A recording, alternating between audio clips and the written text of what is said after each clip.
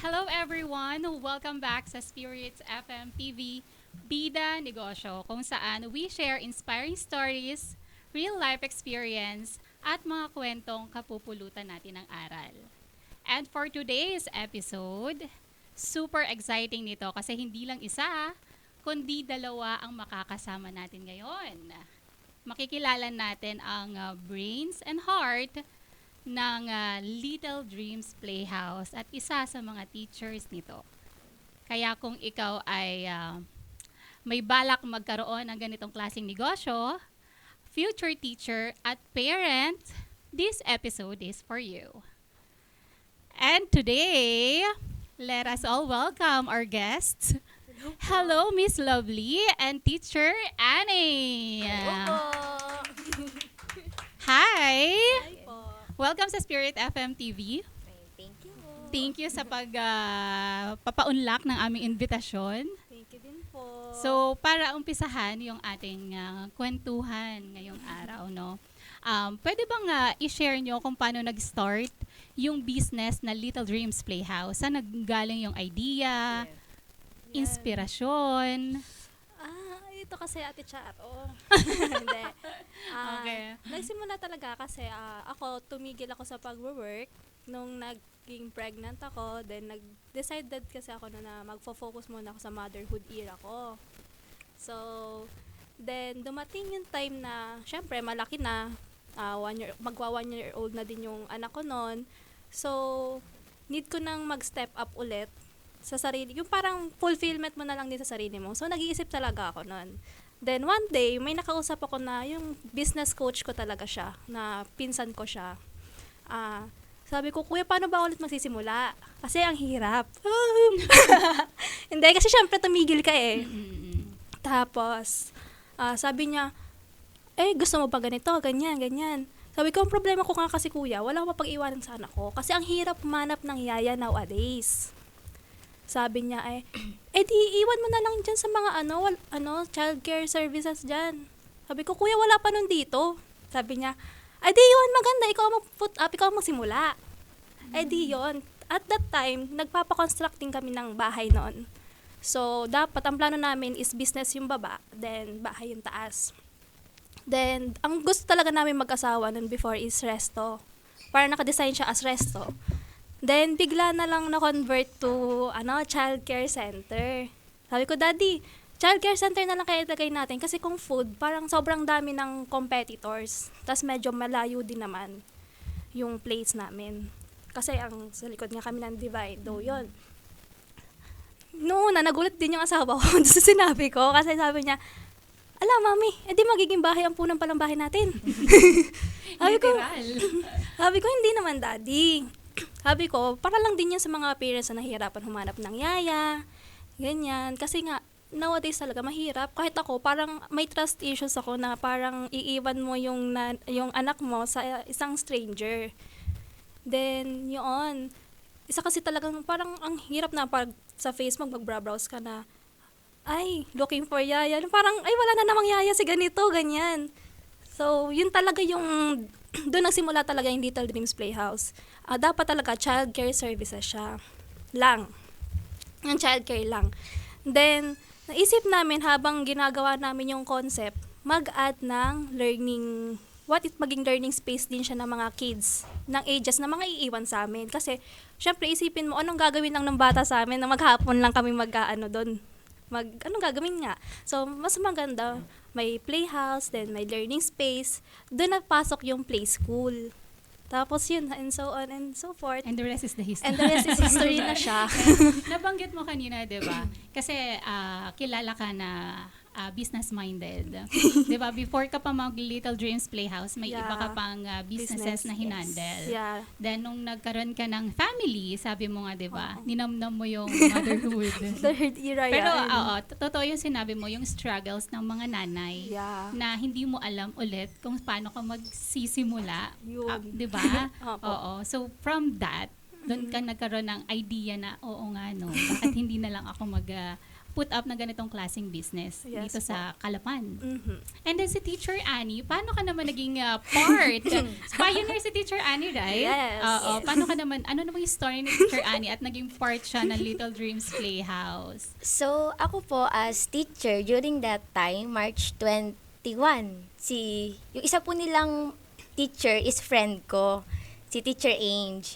So, ano po, sabi ni Teacher Ange, meron silang hiring. Pero ako, ang plan ko po kasi after ng exam ko sana, kasi ang exam po namin March 23. After ng exam ko, ang plan ko pa nun, yung manonood ng K-drama, kasi syempre, ano yun, let exam, nag-ano ka, yung parang yung time mo, parang naubos na sa paglilet, sa pagre-review, ganyan. So, ang plan ko, ay mag-chill muna ako kahit 1 month. Di mo na ako hahanap ng work, sabi ko ganyan. Tapos, sabi ni Teacher Ange, hiring kami kasi biglang nag-back out yung isang teacher na dapat ay kukunin namin. Tapos tinanong ko kung kailan yung start, sabi niya, March 24. Wow! Yung exam ko March 23, tapos yung start March 24. Sabi ko, papasok ba ako? Parang pumikit lang ako pagka-exam may work ka na. So, ang ano ko naman po nun, gusto ko lang itry. Sabi ko, if mag-work, edi go. Tapos kapag hindi, magpapaalam ako. Kasi tinitest ko po para ba talaga ako sa teaching or baka hindi pala, ganyan. Kasi gusto ko din i-explore yung sarili ko. Kasi ang ano ko po, hindi ko talaga plan yung pagti-teacher. Saktong nag-pandemic lang, kaya yun na yung kinuha ko. Kinuha Kasi, mong kurso. opo, Oo. accessible siya. So, after nun, edi, ayun po, nung gabi din na yun, naggawa ko ng resume. In-update ko po yung resume and then yung PDS ko, ayan, okay. And then, pinasa ko po siya. So, after that, hire na ako. So, edi pagka-exam ko po, diretso na ako sa kanila. Dito ka lang din sa Manila ka na-exam? Hindi po, dito lang Dito din lang po din sa Mindoro. Apo, Oo. Calapan. So, after that po, kinuha na din nila ako ng And then, ayun po, nag-offer sila ng stay-in. So, ayun, hanggang ngayon po, 1 year na ako. Dahil So, taga saan talaga si Teacher Annie? taga-Bukid po kasi ako sa Nag-Iba. Nag-iba. So, Okay. if ever na mag-uuwian ako, sobrang hassle talaga. Kaya, nung nag-offer sila ng stay-in, so, pumayag na po ako na doon ako sa kanila. And ngayon po, parang ililipat ko na yung voting ko kasi doon ako nakatira. Umaabot na po sa point na dinadalaw na ako ng pamilya ko sa playhouse kasi hindi daw ako umuwi. Hindi lang mga bata ang inaampun ng playhouse Opo. ngayon, pati sa mga teachers na rin. So, kumusta yung relationship between the owner, the teachers, and the other staff dun sa playhouse? So, kami po, para na kaming magkapatid. Kapag nga po yung parang may time na lumabas kami and then kaming dalawa magkasama tapos may na-meet kaming person, ganyan. Hindi nila ina-expect na yung relationship namin dalawa is parang owner and then teacher. Yung parang gano'n na yung level ng friendship namin ay umaabot na dun, parang sisterhood na siya. Nagkaroon kayo ng sisterhood relationship. Opo. Oo. So, kumusta naman yung ambience niya sa loob ng playhouse? So, sa playhouse po, since ang hinahandle namin is kids, mostly po, dapat ang i-provide namin is kids-friendly. So, sa playhouse namin, pag po na-visit nyo, meron po kaming, diyan sa pagmamayabang, kami po yung naka-solar. So, since, kasi po ngayon talaga, problem ng mga kids natin is kapag nag-brown out, tapos yung, proper ventilation. So, ang una po naming nasuggest doon is magkaroon nga tayo ng solar, since, ayun nga po, ang mga kids na dinadala sa atin is mga bata pa. So, nakakaranas po kami dati na magba-brown out. Di ibig sabihin, wala na kaming klase. Kasi yung classroom namin, mabanas kapag wala siyang aircon. And then, madilim din siya kasi nga po, parang pa-square yung namin and then wala siyang window. Mhm. So, ang namin, kapag nag-brown out, wala nang klase. So, ayun, and then nagawa naman po siya ng paraan para maging brown out free na kami. And also, yung meron kaming mga mats. So, pag naglaro doon yung kids, ang natin is kahit na sila ay madapa, kahit sila ay kunwari is naglalaro sila doon, hindi mag-worry yung mga mommies. Kasi po, ang ating floor is mats. And then, yung mga toys natin, more on educational toys and ayun po, yung mga teachers natin, yung ina-ensure namin na sila po ay friendly, yung mga kids ay talaga pong malalapit sa ating teacher. Kasi po, since ang kids nga po, ang una nila, parang nagiging second home na nila yung yung playhouse. Playhouse, yes. Especially yung mga childcare babies namin. So, ang dapat na ma-provide namin sa kanila is yung safe and also nurturing na environment para sa kids. Wow. Ayun. Oo. Diba? Very well said. From no choice to my best choice. GPT si teacher. Ayun Oo. po yun. So kay Miss Lovely naman, ano naman yung, 'di ba, simula nung nag-start kayo nung playhouse up to day, ano naman yung naging learning sa'yo bilang owner nung playhouse, 'di ba? Kasi syempre hindi naman yan agad alam mo lahat eh. Oo. Oo, may mga learnings pa yan. Yeah. Yun nga po sinasabi ko lagi kay Teacher Annie. Kasi siya yung pinaka no choice ko talaga na teacher. Yung parang, kasi nga biglang nag-back out. So, siya yung no choice ko. Sabi ko nga, ikaw yung best choice ko. Kasi Nakaka-touch. Teacher! Best choice Hindi na kasi siya. sa kanya, syempre po ako naman, to be honest, business po kasi ako and marketing. So, ako sa market, and siya talaga yung pinaka-brain namin. Sila ni Teacher Ange before. Mm-mm. So, yon, ako naman open for suggestion ako lagi, then nakikinig ako sa kanila, then nakikinig din sila sa akin. So, balitan kami as bilang ako, yung POV ko as a nanay, na gusto ko maging ma-develop sa anak ko, and kung paano nila i-apply yon. Kasi ako, syempre, mami ako eh. Sabi ko, gusto ko ganito, ganyan. Ako, i-enroll ko ba yung anak ko kung kaya ko namang gawin? So, gusto ko yung mga activities nyo is yung hindi natin magagawa sa bahay as a nanay. Kasi minsan wala tayong time, then wala tayong materials. And gusto ko yung kapag dinala nila sa playhouse, yung bata, dun na, yun, all in na sila. Yung parang equip ang mga teachers ko na, kaya blessed lang din talaga ako sa mga teachers na napunta sa akin kasi alam kong ano sila. Hands-on sila. Hands-on sila, then competitive din talaga Competitive sila. din sila. Oo. Oo nga, no? Oo nga. Pati mababait. Yun talaga Oo, yung heart nila is for the kids For talaga. the kids talaga. O, parang halos lahat ng mga staff nyo, ng mga teachers, talagang into kids din talaga, no? Opo. So, punta naman tayo dun sa childcare. Yeah. Childcare. So, paano yon? From, ano ba yan? 7 a.m. to 5 p.m.? Talagang may nag-enroll sa inyo na gano'n? Opo. So, as of now, meron po kaming kid doon na enrolled po sa amin for a whole year. As in, simula ay kasama namin siya. And ayun, maghapon po siya doon from 8 a.m. Dadalhin siya, then pick up siya by 5. As in, yun yung naging routine niya for a whole year. And until now, nandun pa rin po Nandun pa siya. rin siya. And sa ngayon po, meron kaming 4 kids. Yung isa po is, 10 months na siya. And yung isa is 8 months. So, yung isa naman po is baby ni ma'am. So, ayun po, sila po kasi is parang na-build up na din namin yung routines nila doon. Nakakakain na sila by their own. Sila na po yung parang nagpapati train na din sila. Meron po kami doon na kids na hindi na siya nagda-diaper kasi na-train na po ng playhouse. And ayun po, naging set na yung routines So, nila. kasama pala yun sa services na binibigay nyo, yung pagtuturo sa mga bata kung paano kumain ng kanya. So, yun ma'am is as per request ng parents. So, kami naman po, nagko-comply lang kami sa nire-request namin. For example po is, kagaya po last time, yung naging routine kasi namin ma'am by 12, kailangan patulugin ng kids since meron silang nap time. Kasi wala kaming screen time eh. So, play and then learn and then sleep sila kapag yun yung routine nila. So, nag-request yung parents na wag patulugin sa tanghali kasi parang nagkakaroon sila ng issue sa pagpapatulog sa gabi. So, kami naman po, di yun, pinalta namin yung nap time nila ng learning time na lang. So, dun po, after nun, nagtitray sila, ganyan, nagko-color, painting. So, ayun po. So, diretso pa rin ang learning. Apo. So, dun sa whole year, sabi mo nga, di ba, may kids kayo, Apo, may kids yes kayo po. na the whole year nasa inyo. Yes po. So, palagay mo, teacher, ano yung feeling mo biggest challenge na naranasan mo during that time? During that time, kasi yung kid namin na whole year po, sobrang bait niya lang eh. Ah, Parang, ang nagiging challenge lang po sa amin pagpapakainin siya. Hindi siya mahirap pakainin, pero matagal. Parang yung food, ini-stay niya sa bibig niya for 5 minutes, ganyan, tas saka niya po yun lulunukin. Yun lang yung nagiging challenge sa kanya. Pero, pagdating sa attitude, sa pag-pick up niya ng mga knowledge, okay po siya. Sobrang goods. Sa ibang mga kids, meron ba? Madami. Madami. Madami. Madami. Sige, as an owner ng business, 'di ba? Andun ka rin ba from 8 a.m. to 5 p.m. or The usual naman, nandun ako. Nandun Pero ka. pag may mga kailangan gawin, may so lakad. wala ako, may lakad, ganyan. Bale, syempre, iba-iba kasi po ang behavior ng mga kids. So, kami naman, diverse kami sa mga, especially sila, kasi may mga pumapasok din sa amin na may mga special needs. So, sila yes naman is SPED teachers. Dalawa yung staff namin na SPED teachers license sila.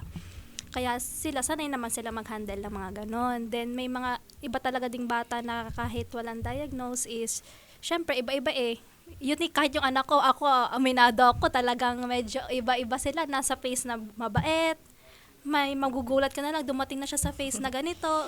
By phasing, naniniwala ako sa phasing ng ng kids. continuous yung changing? Opo, continuous talaga yung changing nila. Then, kami naman, syempre, hindi na kami nagko-compare kasi iba-iba eh. Iba-iba yung dumadating sa amin. Kaya parang Totoo. sanay na kami. So, paano mo hinahandle yung mga ganon? For example, may mga kids na parang ang hirap i-handle. I let Teacher Annie do the job. Okay, sige. Kasi po, Sige, ano Teacher ma'am, Annie, paano mo naman hinahandle yung mga ganon? kahit ma'am gaano kakulit ang bata, merong one thing na magugustuhan niya. For example, meron akong kid na na-handle na with autism, ganyan. And yung pinaka-paborito niya is painting.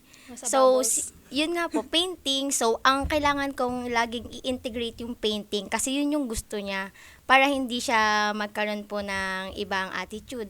So, sa halip na magpapakolor dapat ako or magpapastick, magpapakat, yung learning na maituturo ko sa kanya, dinadaan ko sa painting. Kasi yun yung gusto niya. So, by that po, parang at least alam ng bata na nahi-heard siya. Kumbaga, ito yung gusto kong gawin, dito ako. So, dapat ikaw mag-adjust ka din sa akin. Hindi palaging yung kid ang mag-a-adjust. As a teacher, kailangan mag-adjust ka din. So, ayun po. I noted po. Noted po. Nakinig ka lang. po, I sige noted po. yan, noted. So, doon naman tayo sa mga parents ng mga kids. Meron ba kayo na-encounter na medyo challenging yung term? Challenging naman yung terms. Yun naman, yun nga, thank you Lord na lang din kasi namimit namin yung mga Expectations. hanggang maaari ba may request sila, tinutugon naman namin as much as we can. Parang action agad ganun. Oo. Kasi ano eh. Teacher, parang mas maganda kung may air purifier sa classroom, mga ganon. Sige po, ma'am. Kasi syempre po, parang as a parent din, They gusto know the nila best. na parang kung yung mapupunta sa anak nila is yung best experience. Yeah. Since mostly po na na-handle namin is unang anak pa lang or yung padalawa, ganyan. Tapos, ang mga mommies kasi mostly hands-on sila sa kids. So, kapag may request sila, alam naman namin din as teacher na yung request nila is makakabuti din sa mga bata. So, as much as possible, hanggat kayang gawan ng paraan, ginagawan po namin ng paraan. Pero may mga things din na ina-explain namin kung bakit hindi pwede yung ganito, kung bakit hindi pwede yung ganyan. Kasi, syempre, kahit pa gaano ka best yung gusto mo sa kids mo, meron pa ring limitations yan. So, ayun po. Siguro din, no, nakikita ko sa ganyan, talagang the best part pag ganyang may relationship between teacher, parents, di ba? Yung unending communication. Opo, yes po. Di ba? Magandang may communication between the parents at the teachers and the owners, no? Para Yes. at least na-heard Yes both po. sides. Opo. So ano naman po, di ba, anniversary na ang Little Dreams Yes. Playhouse. Thank Congratulations! you. Oo. And congratulations dun sa successful na event nyo Opo, yes. ng Little Dreams Playhouse. So, dun sa 1 year ng services ng Little Dreams Playhouse, may unforgettable experience ba kayo? Ikaw, Miss Lovely. Yung tipong hindi mo makakalimutan, masaya, nakakagulat, malungkot. Sa may mga event? ganun ba? Kahit saan, kahit yung daily life nyo sa loob Ah. ng playhouse. Madami kasi kaming experiences doon na, yung pag i-reminisce mo na lang yung mga yung mga nangyari, kung paano, bawa si ganito, naging ganyan, na, yung iba-iba kasi, madami kaming memories talaga na, basta mapagkwentuhan mo, memories mo na talaga siya eh. Kasi for a year, parang kami yung magkakasama sa bahay ni ate. Lalo na yun sa mga childcare namin. And even sa mga preschoolers namin. Kasi parang, ewan ko, pag bata kasi tatatak talaga sa'yo yung mga ginagawa nila. Yung mga, ay, si ganito naging ganyan yan nung ano. Siguro sa amin, hindi ko makakalimutan. Yung mga developments nila as kasi makikita mo sa bata minsan iba-iba may mga mabilis mag-develop, minsan may matagal din, pero at least may development. Yon. So kahit kahit owner Oo. ka lang, parang nagiging part ka na rin, parang naging part ka na rin ng lifestyle nila. Kasi everyday Oo. nasa iyo eh. Then pag may nakita kang nakaka-proud, parang ikaw na rin yung, Nanay ka! nakaka-proud na rin. Oo. So ikaw, teacher, meron ka bang unforgettable experience na Ako- sa buong taon? Ako mostly po is sa mga tutors na nahawakan ko. Kasi most of the tutors ko po is learners with special needs. So, dun po parang pag kunwari na nag-improve sila, sobrang laking parang success nun sa'yo as teacher. So, with that po, parang ako, pag nakita ko na yung isang bata na dinadala sa akin, minsan po kasi merong kids na dinala sa akin na hindi talaga siya nagsasalita. And then, as time passed by, nagkaroon po siya ng mga words na like natatawag na niya ako na Teacher Annie, ganyan. So, yun po, parang fulfillment ko yun as teacher na nagagawa ko yung job ko. Ayun, yun po. Tatanong ko pa lang sana kung ano yung feeling na nangyari sa buong year. Oh. Pero nakaka-proud yun naman talaga yun. Kasi Yes, parang hard work mo na rin yun eh. Opo. Then parang plus bonus na lang din yun talaga na mababait yung mga bata na nakakasama nyo everyday. So, para sa mga parents na nakikinig sa atin ngayon, ano naman yung may a-advise nyo sa kanila? Lalo na sa pagpapalaki ng bata, lalo na pag nasa toddler stage, di ba? Ano yung pwede nating i-advise? Bawat bata kasi may iba't iba talaga siyang hindi natin pwedeng i-compare yung bata kay ganito, dun sa bata ni ganito, kasi bakit ganito, ganyan. Meron silang own perfect timing. Then, yun nga, Iwasan na lang Iwasan siguro kasi natin yung comparing. yan no? yung Oo. comparison. Dahil bakit yung panganay ko ganito? Yan. Yung Yan. second child ko ganito. Ganito. Bakit ikaw ganito? May mga Opo. ganon. So, Opo. iwasan na lang natin. Kasi may Yeah. kanya-kanyang oras nga naman ng Opo, mga yes. bata. At Then, may kanya-kanyang Development. development. Yes. patience lang din po talaga. Then, Tiwala. tiwala. Tiwala Then with the pagmamahal. proper guidance din po talaga kasi. Isa din kasi yung environment po. Kaya hanggat maaari dalhin natin siya sa mga magagandang environment na medyo less toxic and kids friendly po yung Like Little Dreams Playhouse. Promote. Ikaw naman, Teacher Annie, sa mga aspiring teachers, anong pwede mong i-advise para sa kanila? So, yung sa akin is, always go outside the box. Parang, wag mong ilimit yung sarili mo na, ay, eto na yung teaching style na alam ko. Eto na yung gagamitin ko for the whole year. Or sa lahat ng bata na mahahandle ko, eto na.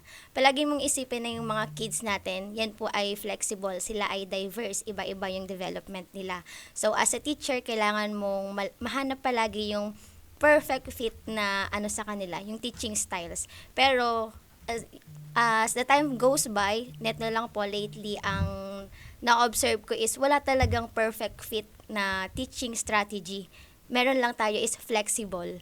So, kailangan na hindi porket yung teaching style na to is nag-work sa isang group, mag-work din siya dito. Kasi yung mga bata natin na hinahandle is iba-iba. So, ang kailangan mo lang is, as a teacher, maging flexible ka. Kailangan na hindi porket hindi ka kumakanta dati, hindi mo na siya itatry ngayon. Hindi porket hindi nag-work yung mga stories dati, hindi na siya mag-work ngayon. Palagi tayong mag-try ng new. And then, wag tayong matakot na i-explore din yung sarili nating teaching style. Ayan. Yes, thank you. Another round of applause for Teacher Annie. So, thank you so much. So, saan natin pwedeng bisitahin ang Little Dreams Playhouse or pwede natin i-contact? Ayan. So, kami po, meron kaming Facebook page. Meron po tayong Facebook page na Little Dreams Playhouse Main. And also, meron din po tayong Little Dreams Playhouse Pinamalayan Branch and Little Dreams Playhouse Nauhan Branch. So, ayan po, lahat po ng page na yan ay nagre-reply po. And then, if ever na gusto nyong ma-visit, yung amin pong location is on Pachoka. Ayan. Meron po tayo sa Pachoka sa likod ng Divine High School. Yes. And thank you so much, Thank Miss you Lovely po. and Teacher Annie Ayan, for thank you sharing po. your stories with us. Yes. Oo. At sa mga viewers natin, kung nagustuhan nyo ang ating episode today, please follow sa ating YouTube channel, Spirit FM TV, and ating Facebook account, Spirit FM TV. Ako po si Miss Lynn. Ito po ang Spirit FM TV Bida Negosyo. Tara, kwentuhan tayo. Here.